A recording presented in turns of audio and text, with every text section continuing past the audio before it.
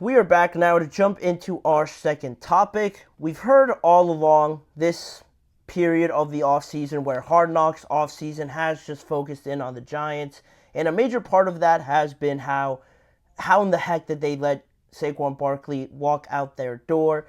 Their best player, the most popular player, how did this manage to get to an area now where he joins one of your biggest rivals in the Philadelphia Eagles?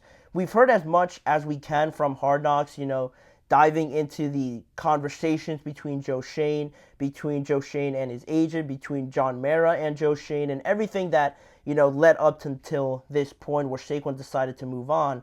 But there are two sides to the story, obviously. We've heard everything from the Giants, but we haven't heard anything yet from Saquon other than his comments that he's made during press conferences or anything like that. Now he fully sat down yesterday with The Athletic. They released their interview that they had with Saquon on the Scoop City podcast. They had a full conversation with Saquon about his side of things, how he saw it, what he was feeling while everything was going on. And I thought he had a lot of interesting comments to make and some pretty just brutally honest things to say about how everything went down. So right away, the biggest thing you saw, I think, on the trailer, on the little teaser that you got before this interview was released yesterday, was the biggest quote where Saquon said, "I kind of felt like it was kind of a little disrespectful, to be honest, because it's kind of like a slap in the face," talking about the Giants, telling him to test the market in that conversation that you saw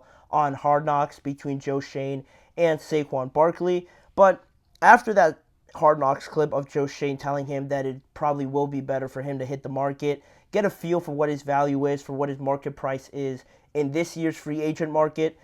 After that, Saquon told Diana Rossini, who he was doing the interview with on The Athletic, he said, "I never in my heart truly believed that we were going to match it, or that they were going to match it, excuse me." He mentioned that it was over after that phone call.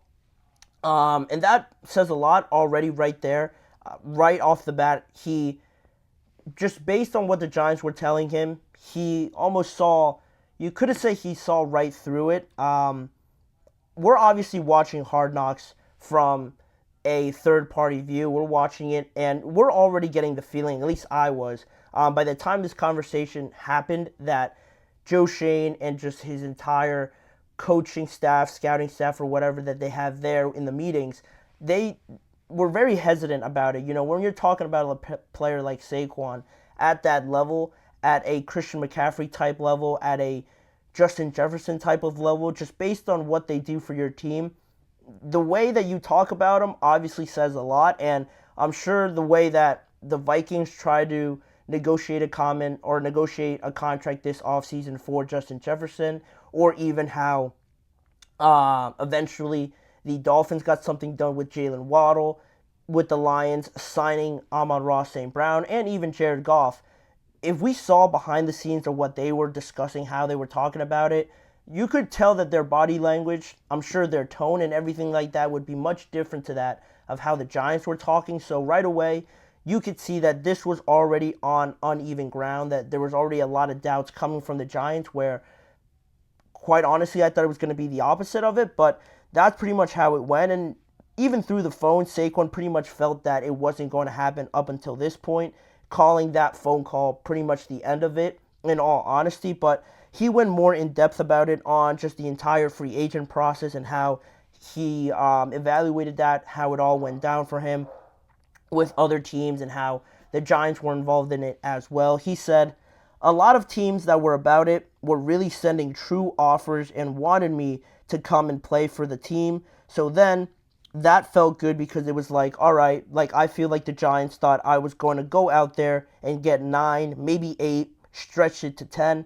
and then come back to them, and it's all right, well, we got you. If you want to come play at 9, you can play at 9, which I think that's truly what would have got it done. I think that's just where they valued me at, or where Joe valued me at after that." And he said really that the Giants weren't in his top 10, weren't actually in his top 3 teams for making that final decision on where to sign this offseason. So obviously I said a lot there, but the thing that stood out to me, really one of the things that stood out to me, was that right away he said that a lot of teams were about it, that they were sending true offers and wanted me to come play for their team. A complete contrast, a just complete opposite of what the Giants were saying in that meeting. I'm sure you guys saw it in one of the early Hard Knocks episodes that they were talking about it. Somebody mentioned, or I think it was Joe Shane that mentioned that, are we really confident that anybody's going to pay anything more than 9 or something like that? And one scout or one just member of that team there negotiating it said that he was kind of rebutting Joe Shane's thoughts of, yeah, probably there is going to be some teams wanting to go out there, but overall the general sense that you got was that they were overly confident that Saquon as a running back was not going to get more than 10, maybe 9 at the most. And right away, Saquon is really disputing that right away, honestly saying that a lot of teams were sending pretty decent offers. And the fact that the Giants weren't even in his top 3 teams to where he decided the final decision would be made, it brings you back to that moment. And I'm sure everybody else thought this, all other Giants fans or anybody else that saw the episode that day. Finding the reason to think that no one is going to pay Saquon this, to be overly confident about it too is nuts to me. They were so confident that no one was going to do it. And I know Saquon's had injury problems, all the narratives around running backs. Ramondre Stevenson got a new deal, but he is making around 9 or something like that, $9 million per year. But again, the biggest thing with all of this, the biggest thing that I don't understand, well, I do understand the fact that they gave the contract to Daniel Jones, but even so, you can't change what you already, made a decision on, obviously, in the past. But at this moment now, you had to have kind of debated with yourself about this idea that Saquon is not just any typical running back. They mentioned it even in one of the latest episodes of Hard Knocks. John Mara brought it up that Saquon has been their most popular, their best player in a long time. So you combine that all together, the popularity, the work he's put in, and just how much he has really poured into this team. At the end of the day, to come out and believe that nobody else will bid for him or to even let him hit the market and run that risk says it all. And Saquon pretty much said it as well, saying that he never felt that this was going to get done with the Giants. He never felt it in his heart that they were going to match any offer that he got, and that was pretty evident right then and there. And for the Giants to end up not matching it to prove Saquon's point was something else really.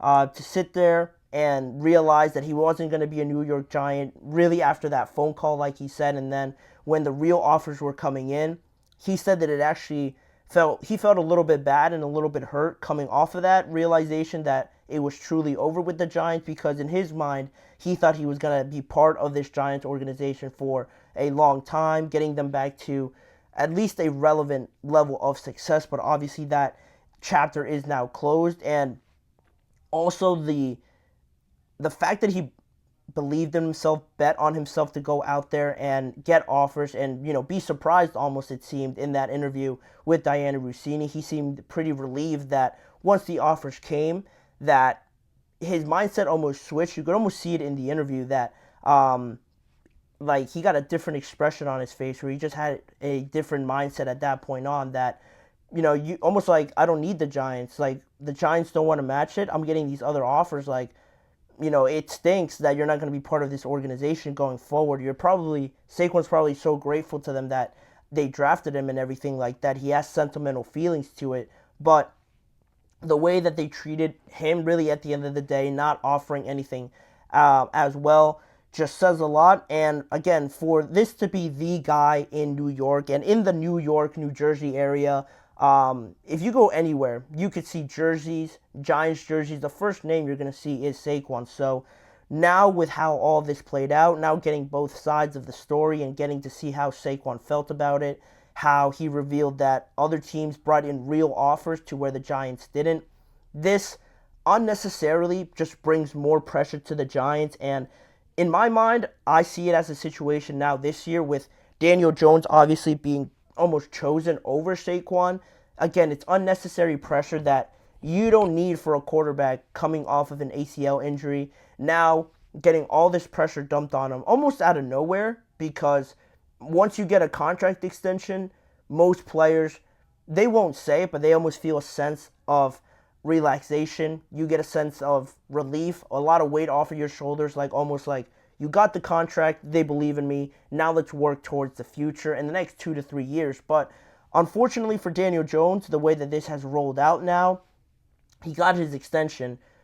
Not to say that he's not worthy of getting any of this other blame, but now after that contract extension, a year out, the Giants are already feeling the regret about it, and now they're dumping all this pressure on him right away, where usually players feel that this team has the full support. He has the full support of his team, but that can't be the case right now, because not only is there pressure on Daniel Jones, on this entire team, there's a lot of pressure now on Joe Schoen, on Brian Daboll, on trying to keep their jobs. Unfortunately, for the downside of having Hard Knocks follow you all around, if you have moments like this, it's going to come back to bite you. And I think now that now that fans have seen the behind the scenes of everything and have really gotten a sense of how these conversations have gone down, I think the bar has been raised a little bit more. The standard of where you'd want to see the Giants now this year is going to be raised a little bit more, whereas maybe you could have gotten by with a 500, close to that record, one-score games decide your record, sort of something like that. Maybe that would have been all right, but now I feel like that dial has moved up a little bit more, and that the Giants are going to have to overly exceed some expectations for everyone to kind of sweep this under the rug now, because they let their prize golden player move on, not only move on, but to join the Eagles. And now if Daniel Jones, the player that they decided to give this money to, doesn't at least play all right, everyone's going to point the finger probably at Daniel Jones, but also at Joe Schoen and Brian Daboll. And then at that point, I feel like their owner John Mara, is going to have, or feel like he's going to have, no choice but to do something about it, because this has been overly, it's just been a trend that's overly gone on for the New York Giants. They haven't been up until that level for a long time now. It's crazy because there's not been a repeat champion in the NFC East, and I don't remember the last time the Giants were really in that competition. And it's unfortunate because they have good players. I like that they drafted Malik Neighbors. They have Richie James there as well. Jalen Hyatt is somebody that I think they could, tap into his full potential as well. And their defensive line also is just very good on how they built it up. But this is now an offensive league. It's all built up on the pass and how your quarterback truly plays. And if Daniel Jones doesn't live up to that, everybody is going to get a piece of just the blame. And unfortunately, the biggest, receivers of the blame could end up being Joe Schoen, and that could cost them their jobs. But that is what comes with this, seeing the behind the scenes, getting everybody to talk about it now. Just raise the bar a little bit more for me, and we'll see how it goes. The Giants, in a tough NFC East in general, we'll see if they could squeeze out a couple games here to kind of save their jobs for Brian Daboll and Joe Schoen. But that'll be that for that topic. We're going to move on with the rest of the show, sticking in the NFC, talking about another team with potential, or more potential, I should say, the Chicago Bears, on the complete opposite side of the spectrum that the New York Giants are on. We listened to some comments made by Jalen Johnson, their star defensive back, on how the Bears could finally turn that production into something that is worth playing for in 2024. There's been a lot of hype around this team. He wants to see production in 2024. We're going to get to what he said in just a few seconds.